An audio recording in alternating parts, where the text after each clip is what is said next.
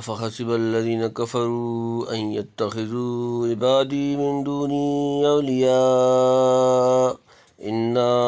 أعتدنا جهنم للكافرين نزلا قل هل ننبئكم بالأخسرين أعمالا الذين ضل سعيهم في الحياة الدنيا وهم يحسبون أنهم يحسنون صنعا أولئك الذين كفروا بآيات ربهم ولقائه فخبطت أعمالهم فلا نقيم لهم يوم القيامة وزنا ذلك جزاؤهم جهنم بما كفروا واتخذوا آياتي ورسلي هزوا إن الذين آمنوا وعملوا الصالحات كانت لهم جنات الفردوس نزلا خالدين فيها لا يبغون عنها حولا قل لو كان البحر مدادا لكلمات ربي لنفد البحر قبل أن تنفد كلمات ربي ولو جئنا بمثله مددا قل إنما أنا بشر مثلكم يوحى إلي أنما إلهكم إله واحد فمن كان يرجو لقاء ربي فليعمل عملا صالحا ولا يشرك بعبادة ربه أحدا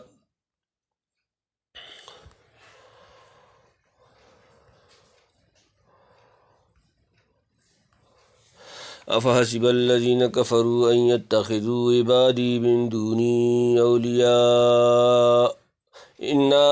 أعتدنا جہنم للکافرین نزلا افحسبا کیا گمان کرتے ہیں الذین کفروا وہ جنہوں نے کفر کیا ان یتخذوا کہ وہ بنا لیں گے عبادی میرے بندے من دونی میرے سوا اولیاء کارساز انا بے شک ہم اعتدنا ہم نے تیار کیا جہنم للکافرین کافروں کے لیے نزلا ضیافت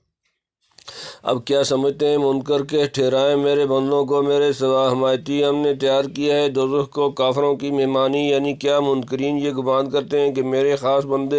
بندوں مسیح عزیر روح القدس فرشتوں کی پرستش کر کے اپنی حمایت میں کھڑا کر لیں گے کلا سیکفرون بعبادتہم ویکونون علیہم ضدا سورۃ نمبر 19 سورہ مریم آیت نمبر 82 ہرگز نہیں وہ خود تمہاری حرکات سے بیزاری کا اظہار فرمائیں گے اور تمہارے مقابل مدعی بن کر کھڑے ہوں گے یعنی اس دھوکہ میں مت رہنا وہاں تم کو کوئی نہیں پوچھے گا ہاں ہم تمہاری مہمانی کریں گے دوزخ کی آگ اور قسم قسم کے عذاب سے اعاذنا اللہ منہا قل هل ننبئکم بالاخسرین اعمالا کل فرما دیں حل کیا ننبئکم ہم تمہیں بتلائیں بالاخسرین بدترین گھاٹے میں اعمالا اعمال کے لحاظ سے تو کہ ہم بتائیں تم کو کن کا ہے کیا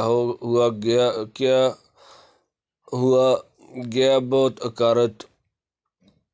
الذین ضل سعیہم فی الحیات الدنیا وهم یحسبون انہم یحسنون صنعا الذین وہ لوگ ضل برباد ہو گئی سعیہم ان کی کوشش فی میں الحیات الدنیا دنیا کی زندگی وہم اور وہ یحسبون خیال کرتے ہیں انہم کہ وہ یحسنون اچھے کر رہے ہیں وہ صنعا کام وہ لوگ جن کی کوشش بھٹکتی رہی دنیا کی زندگی میں اور وہ سمجھتے رہے کہ خوب بناتے ہیں کام یعنی قیامت کے دن سب سے زیادہ خسارے میں وہ لوگ ہوں گے جن کی ساری دوڑ دھوپ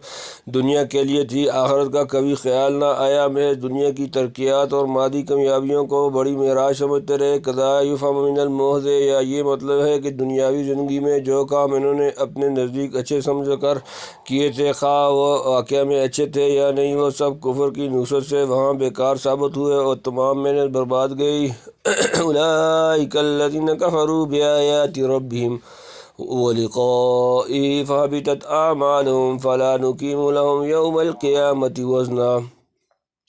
اولئک یہی لوگ الذین کفروا جن لوگوں نے انکار کیا بآیاتی آیتوں کو ربہم اپنا رب بلقائہ اور اس کی ملاقات فحبطت پس اکارت گئے اعمالہم ان کے عمل جمع فلا نقیم پس ہم قائم نہ کریں گے لہم ان کے لیے یوم القیامت قیامت کے دن وزناً کوئی وزن وہی ہے جو منکر ہوئے اپنے رب کی نشانیوں سے اور اس کے ملنے سے سو برباد گیا ان کا کیا ہوا پھر نہ کھڑی کریں گے ہم ان کے واسطے قیامت کے دن تول یعنی نہ اللہ تعالیٰ کی نشانیوں کو مانا نہ خیال کیا کہ کبھی اس کے سامنے حاضر ہونا ہے کافر کی حسنات مردہ ہیں اس ابدی زندگی میں کسی کام کے ہی نہیں اب محض کفریات و سیئات رہ گئیں سو ایک پلہ کیا تلے تولنا تو موازنہ کے لیے تھا موازنہ متقابل چیزوں میں ہوتا ہے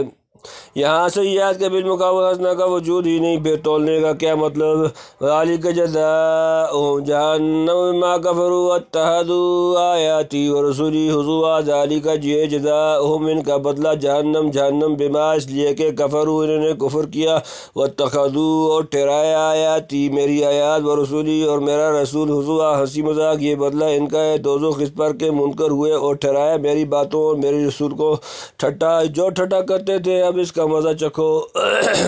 ان الذین آمنوا وعملوا الصالحات کانت لهم جنات الفردوس نزلا، ان بے شک الذین آمنوا جو لوگ ایمان لائے اور عملوا الصالحات انہوں نے نیک عمل کیے، کانت امین لہم ان کے لیے جنات الفردوس کے باغات نزلاً ضیافت،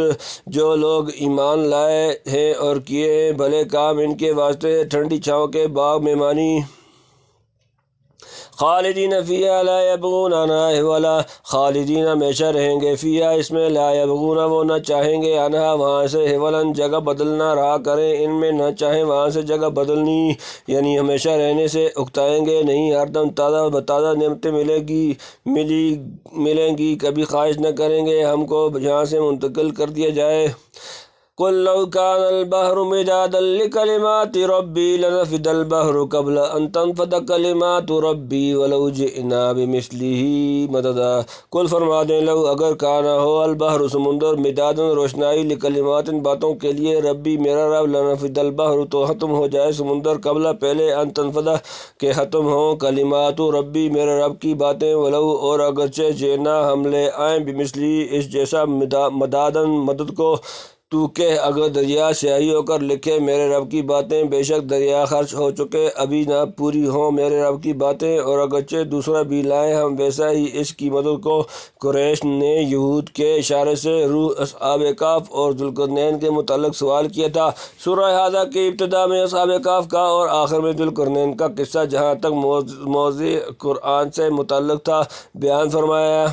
اور روح کے متعلق سورہ بنی اسرائیل میں فرما دیا وما اوتیتم من العلم الا قلیلا، سورہ نمبر 17 سورۃ الاسراء آیت نمبر 85۔ اب خاتمہ سورت پر بتلاتے ہیں کہ اللہ تعالیٰ کے علم و حکمت کی باتیں بے انتہا ہیں، جو باتیں تمہاری طرف و استعداد اور ضرورت کے لائق بتلائی گئی حق تعالیٰ کی معلومات میں سے اتنی بھی نہیں جتنا سمندر میں سے ایک قطرہ، فرض کرو اگر پورے سمندر کا پانی سیاہی بن جائے جس سے خدا کی باتیں لکھنی شروع کی جائیں، اس کے بعد دوسرا اور تیسرا ویسا ہی سمندر اس میں شامل کرتے رہو تو سمندر ختم ہو جائیں گے پر خدا کی باتیں ختم نہ ہوں گی۔ یہیں سے سمجھ لو کہ قرآن اور دوسری کتب سماویہ کے ذریعے سے خواہ کتنا ہی وسیع علم بڑی سے بڑی مقدار میں کسی کو دے دیا جائے،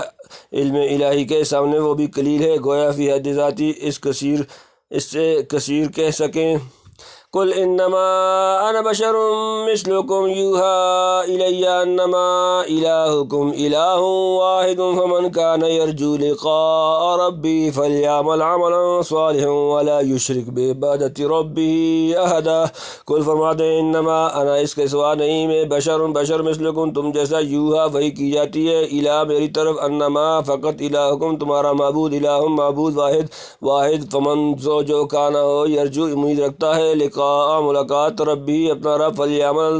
تو اسے چاہیے کہ وہ عمل کرے، عمل سے صالحاً اچھے، او لا یشرک وہ شریک نہ کرے، بے عبادتی عبادت میں ربی اپنا رب، احدن کسی کو، تو کہ میں بھی ایک آدمی ہوں جیسے تم کو حکم آتا ہے مجھ کو کہ معبود تمہارا ایک معبود ہے، سو پھر جس کو امید ہو ملنے کی اپنے رب سے سو وہ کرے کچھ کام نیک کو، شریک نہ کرے اپنے رب کی بندگی میں کسی کو، یعنی میں بھی تمہاری طرح بشر ہوں، خدا نہیں جو خود بہت ذاتی طور پر تمام علوم و کمالات حاصل ہوں، ہاں اللہ تعالیٰ علوم حق اور معارف قدسیہ میری طرف وہی کرتا ہے جن میں اصل اصول علم توحید ہے، اسی کی طرف میں سب کو دعوت دیتا ہوں، جس کسی کو اللہ تعالیٰ سے ملنے کا شوق یا اس کے سامنے حاضر کیے جانے کا خوف ہو، اسے چاہیے کہ کچھ بھلے کام شریعت کے موافق کر جائے اور اللہ تعالیٰ کی بندگی میں ظاہراً و باطناً کسی کو کسی درجے میں بھی شریک نہ کرے، یعنی شرک جلی کی طرح ریا وغیرہ شرک خفی سے بھی بچتا رہے، کیونکہ جس عبادت میں غیر اللہ کی شرکت ہو وہ عابد کے منہ پر ماری جائے گی۔ اللہم اعذنا من شرور انفسنا، اس آیت میں اشارہ کر دیا کہ نبی کا علم بھی متناہی اور عطائی ہے، علم خداوندی کی طرح ذاتی اور غیر متناہی نہیں۔ تم سورۃ الکہف بفضل اللہ تم سورۃ الکہف بفضل اللہ تعالی ومن وللہ الحمد اولا وآخرا۔